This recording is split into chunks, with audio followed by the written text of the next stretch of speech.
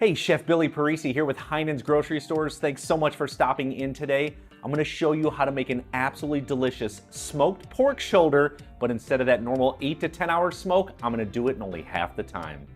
Smoking food can absolutely be an all-day affair. Whether it's brisket or ribs or pork shoulder, you're looking at least 8 to 10 hours. But this hot smoke should have you done in about 3.5 to 4. That's awesome for barbecue.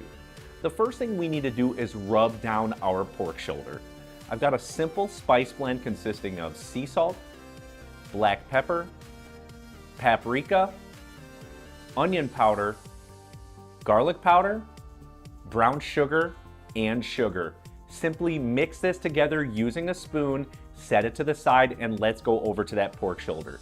This is a 4-pound bone-in pork I picked up right from the Heinen's meat section. It's absolutely perfect size for my family and a few friends. What we're gonna do is rub it down with some Dijon mustard. This is gonna help our spices stick to it and provide some really cool flavor. So using a pastry brush, rub it down on all sides.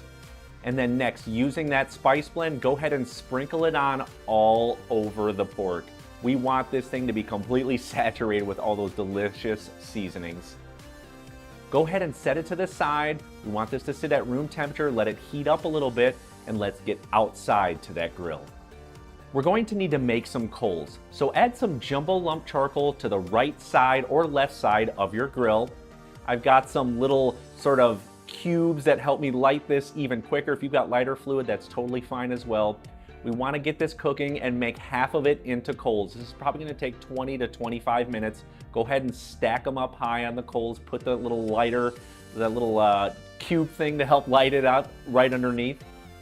Once the coals are starting to form, let's go ahead and break it down.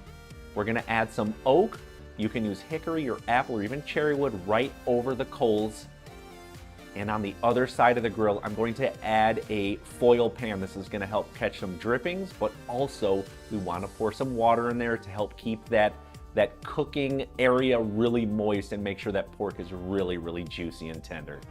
Next, simply add the grill grates right over top. Put our pork on, let's shut the door and let it smoke for 2 hours.